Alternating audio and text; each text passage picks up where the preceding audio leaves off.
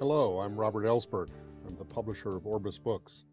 I'm very glad to be joined today by a new author, Dawn Eden Goldstein, who is the author of this remarkable biography of an extraordinary Jesuit you may not have heard of, Father Ed Dowling. The book is called Father Ed, and the subtitle, The Story of Bill W.'s Spiritual Sponsor, gives you some idea of what the book is about. It is of the life of this Jesuit, who is not known to me before, but is an important figure in the history and the annals of Alcoholics Anonymous. And many people who know that history are familiar with the fact that Father Dowling had a remarkable relationship with Bill W., who was a co-founder of AA. Dawn Eden herself is a person, I think her life would make an interesting biography. She was a rock and roll historian. I wish we could devote the entire hour or time to that. She worked in the newspaper business. She became a Catholic. She wrote books about healing from trauma, especially sexual abuse. She earned a doctorate in sacred theology and is now completing a degree in canon law. So all of that she brought to this story of this remarkable priest. Wonder if you could just give us a kind of portrait of who Father Dowling was, Father Ed, and why you feel he's such a compelling subject for a biography. Well, like Father Ed Dowling, I'm not an alcoholic myself, although I do have, my own personal wounds that I've sought recovery from. But it was only when I began to research Father Ed Dowling that, as a non-alcoholic, I started to refer to myself as underprivileged. That was what Father Ed called himself when speaking to AA. He would say to them, I am one of the underprivileged because I am not in AA. When Father Ed, I should say, since that's the title of the book, and that's what Bill W. called him, when Father Ed first discovered AA and its big book through an alcoholic friend of his, a newspaper reporter in Chicago, Father Ed was really taken with the spirituality of AA. And through conversations with a Jesuit who was an alcoholic, Father John Marcoux, who was also like Father Ed, but even more so, someone very active in the civil rights world. It was Father Marcoux who pointed out to Father Ed the similarities between the 12 steps and the spiritual exercises of Saint Ignatius. And through discovering that angle to AA spirituality, and through meeting Bill W. and meeting members of AA, the AAs just became Father Ed's favorite people in the world. That was why he felt underprivileged not to be among them. As he put it, and as I write in Father Ed would say that Alcoholics Anonymous were his favorite of all the people he ministered to, and he would use them as examples even to non-Catholics, or rather even to Catholics. Even if they were non-Catholics, he would use them as examples to Catholics to whom he ministered, because Father Ed said AAs spoke about their problems and about God directly, and not as if the word were immodest, like legs in the Victorian age. So he wasn't just someone who ministered to people in recovery as though he certainly didn't minister to them as if he were above them. And it wasn't even so simply in the Mother Teresa manner of seeing every person as Christ. Not to put down Mother Teresa, I'm sure Father Ed would have been the first person to say that she was, among the greatest of modern saints. But unlike many other saintly people that I've read about or heard about who ministered to people in recovery, Father Ed just admired them so much, and he wanted what they had. Mm, You know, it kind of reminds me, if you know that story about Mr. Rogers, and mm, it's in that Tom Junod story from, I think, Esquire, mm, that the movie, the dramatic mm, film about Mr. Rogers is based on. Pardon my allergies here.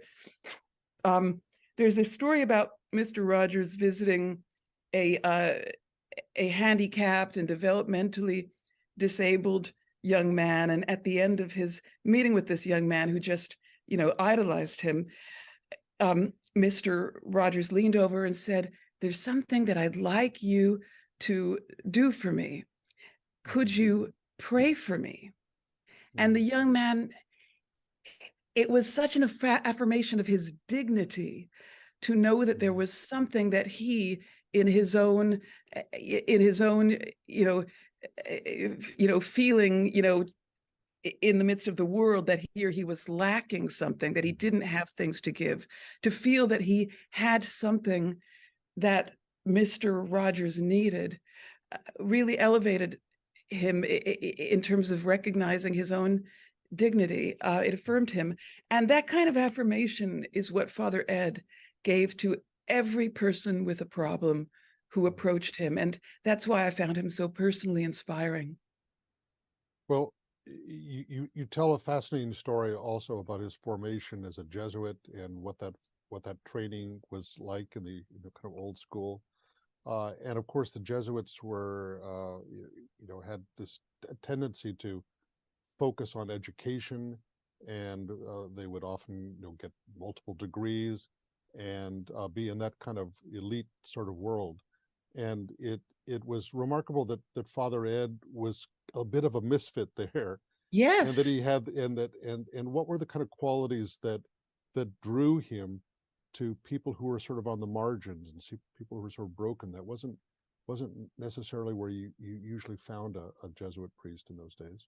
Well, that's quite true. Well, you know, first of all, I should mention that Father Ed himself was physically quite disabled, and Hmm. his disability was also psychologically debilitating, perhaps more so than it might be for other people, because prior to it, he had been an outstanding athlete.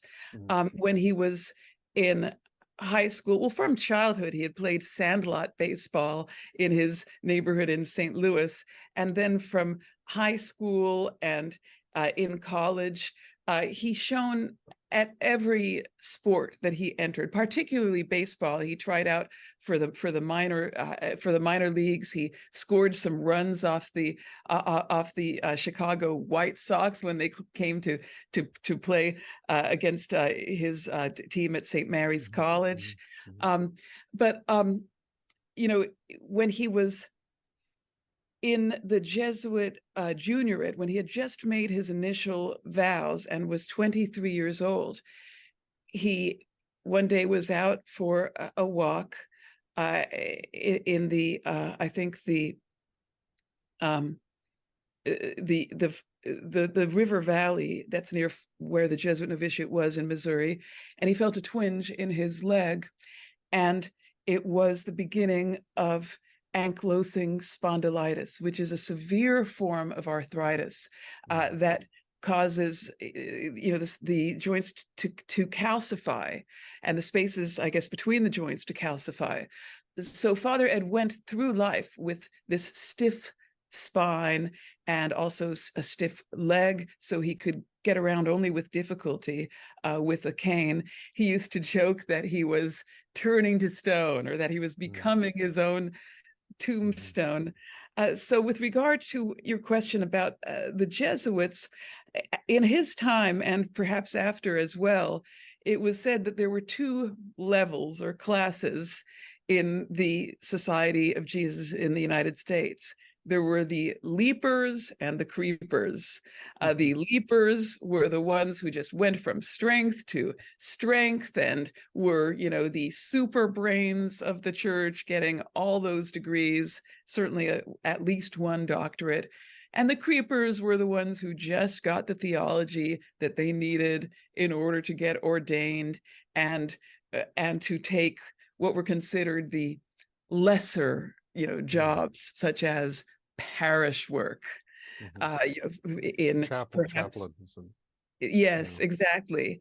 And Father Ed certainly had the brain power to be a leaper, but he had trouble confining his interest to one area and focusing on his studies, something that I can identify with, having recently been diagnosed with ADHD. And so, uh, and so it was perceived that Father Ed was too attached to his interests, which included newspaper journalism and proportional representation, which Father Ed was fascinated with in the early 1930s, well before it became known as ranked choice voting and became the voting system that, just in the past year or two brought forth, a new mayor in New York City, and also the first Native American senator in Alaska. Years before that, Father Ed was just fanatical for proportional representation, for strengthening democracy, all these other things, including civil rights. And so he was just taken off the leaping track, put on the creeping track.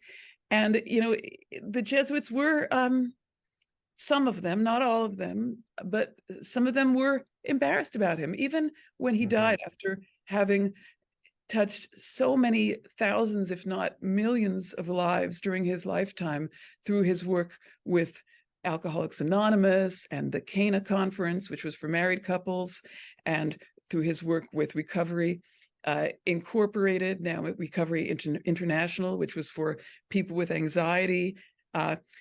Despite all the lives he had touched, the then pastor of the St. Louis University chapel, known as the College Church in St. Louis, refused to hold his funeral there, even though Father Ed was a member of the SLU community, because he wasn't considered distinguished enough a Jesuit to be sent off, from to heaven, from the college church.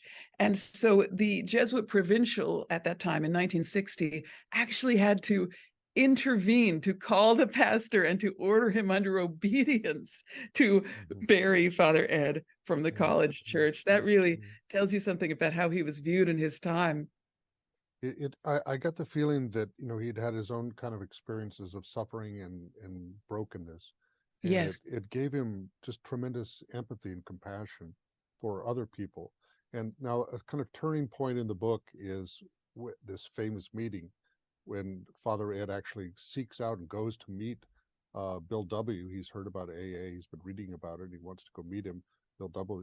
doesn't know who he is. And for both of them, it was an extremely important meeting in November of 1940. And we have now a sense of what Father Ed was responding to in the story of AA. But how did Father Ed become important to Bill W. as well? What was the meaning of that relationship for him? Father Ed and Bill W. really hit it off as friends from their very first meeting. And very quickly, Bill Wilson recognized in Father Ed that he was someone who was not only a kindred spirit, who really understood deep suffering, spiritual suffering, but also someone who would be, Father Ed was someone who would be Bill Wilson's ally and champion for as long as Father Ed was alive. There was nothing good that Father Ed would not do for Bill Wilson. And how many of us can claim one friend like that? Those of us who are blessed to know someone like that outside our immediate family are so blessed. So certainly Bill Wilson recognized that Father Ed was someone whom Bill really believed that God had sent Father Ed to him. He said that Father Ed was a saint. He said this during Father Ed's lifetime, not to Father Ed in person, but to others who would listen. He always spoke about Father Ed in superlatives, and that was something that actually made my job a bit easier as a writer, because when you're writing about someone whom you personally believe was super great, super holy, the last thing you want to do is load on the pious, over-devotional language and to tell the reader what the reader is supposed to be thinking about this person. And so I really never wanted, and hopefully I never did in the main text of Father Ed, I never wanted to tell people, in my own opinion, what to think about Father Ed's holiness or about his greatness. But what I did was I just used things that people who knew him personally said about him, and I would just quote them. You know what they say, let another man speak of you. Well, for Father Ed, that other man who spoke of him was Bill Wilson. Now, granted, having read Bill Wilson's comments about Dr. Bob and Sister Ignatia and the Reverend Sam Shoemaker, all of whom Bill credited as, in some sense, you know, besides Dr. Bob, who's a true co-founder of AA, Bill, in some sense, considered these others in their own way to have co-founded AA with him. Yet, you know, not that it's any competition, and certainly Father Ed wouldn't say it was, but I certainly don't see Bill using anything like the superlatives about anyone else that he used with Father Ed. And that convinced me more that Father Ed really deserved that biography, which Bill personally wanted. Bill wrote, "I hope someone writes his biography."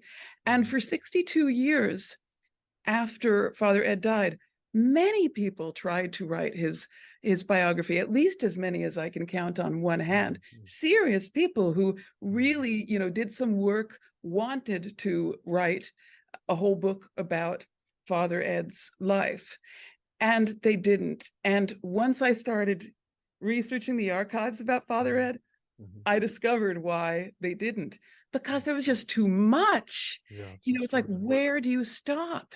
The man had so many interests. It's kind of like at the end of the Gospel of St. John, where it said, and Jesus did many other things, and if they were all written, I don't think the world could contain the books. I felt that way so many times writing about Father Ed. That's why it really helped that you gave me a deadline. Yes, some cutting. I was, you're so moved. I mean, this relationship with Bill W was extraordinary for both of them, and historically significant for AA. But it was part of Father Ed's just sort of apostolate of friendship. Yes. That he would hear about somebody or someone in need, and he would just go to them. Yes.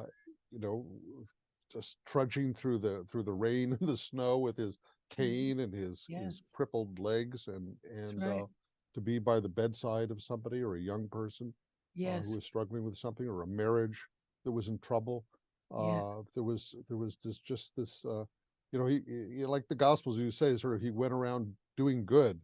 And I wonder if you could just comment a little bit. This is a very interesting thing about, you know, one of the things that as you say, drew him to Bill W and AA was not just the success they were having with the recovery of alcoholics, but these interesting kind of parallels he discerned between the Ignatian spiritual exercises. And in fact, when he went to see Bill W, he wanted to know kind of, well, how did you find out about Ignatian spiritual exercises? And Bill W said, I didn't know anything about that, and he kind of thought that was hilarious. But could you say a little bit about what are some of those analogies or connections? Yes, well, I felt really blessed to actually find the places where Father Ed wrote and spoke specifically about the connections between the spiritual exercises and the 12 steps. Ernest Kurtz, who's really was the dean of Alcoholics Anonymous historians, in his book about AA, his sort of AA biography called Not God, he writes, I have heard that there's this booklet where Father Ed talks about the connections between the 12 steps and the spiritual exercises, but I've never found it. Well, I not only found that booklet, but I also found a document by Father John Marcoux, the Jesuit who told Father Ed about the connections between the 12 steps and the spiritual exercises. I found this chart by Father Marcoux that was on Father Ed's wall when Bill came to visit him. And Bill afterwards talked about this chart, saying, wow, the Jesuits have even mapped out which steps correspond to which exercises. Initially, Father Ed thought, from his conversations with Father Marcoux, who, unlike Father Ed, was an alcoholic, initially, Father Ed thought that the 12 steps mainly were about the first week of the exercises, the getting rid of sin part. So he felt, when he first discovered AA, that his greatest contribution to AA was that he could, and this is what Father Ed told his superior in requesting permission to minister to people in AA. Father Ed said he felt his greatest contribution could be educating them on St. Ignatius's rules for discernment in the second week of the exercises. And Father Ed added to his superior, rules that one can preach without practicing. Now, in the second week of the spiritual exercises, that's after the purgative way, which is the first week. The second week is the illuminative way, the beginning of the illuminative, the illuminative way, where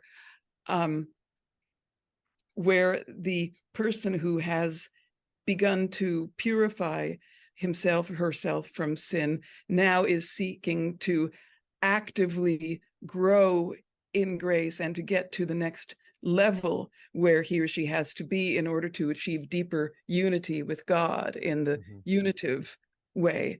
So that's where Father Ed initially felt he could lead AAs based on his first understanding of the 12 steps.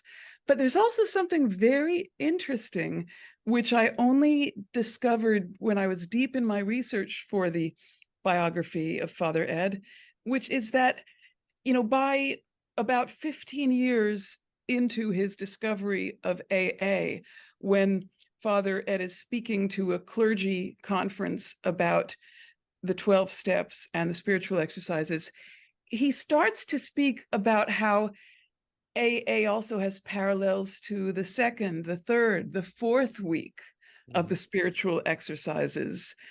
And he finds those parallels up to through the 12th step, because the 12th steps speaks about practicing these principles in our everyday life and carrying the message to the alcoholic who still suffers. And for Father Ed, that really is the unitive way to incorporate the Beatitudes and God's command, and then to become an evangelist, to have a heart like Jesus that wants to reach people with the love of Christ.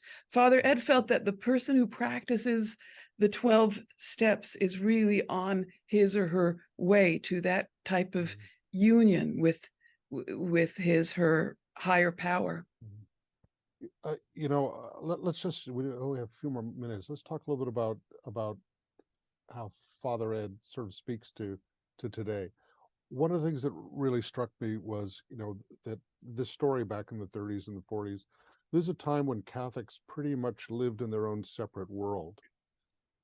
And the fact that Father Ed went out into all these other worlds, all these other communities, not to try to make people into Catholics, but to try to affirm and encourage their own healing, spiritual growth. And in that way, I mean, there was, there's something very ecumenical about him, obviously, but also he just strikes me as so much of a kind of model of priesthood in the pattern of Pope Francis, of kind of going to the margins, going to the peripheries, evangelize, not in the sense of drawing people into the fold of the Catholic fold or something, but to recognize their own dignity, their own holiness, their capacity for love and healing and change and conversion. And that was something that just struck me as so forward thinking of him. Yes, yes, I would certainly say that. There's something that Father Ed said in a letter to Sister Ignatia, who was known as the Angel of Alcoholics Anonymous. Mm-hmm. This was just a few days, I think, before his death. This was in, I think, end of March or very beginning of April 1960. He wrote, "Non-Catholic America is scared of Catholicity, but they like our marriages and they like our AA outreach." And so he posed working with AA as a way to attract non-Catholics to Catholicity. Now, there's a writer whom I greatly respect. He's gone to the Lord now. His name in AA was Glenn C., and he wrote a book of his own reflections on Father Ed's life. And it was through his book that I discovered this letter. And he thought that Father Ed was speaking about wanting to convert non-Catholic America to Catholicism.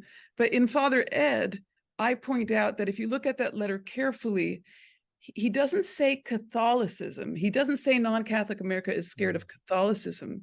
He says they're scared of Catholicity. And he was writing at a time when JFK was campaigning, and I think he had yet to actually receive the Democratic nomination, but he was getting towards that.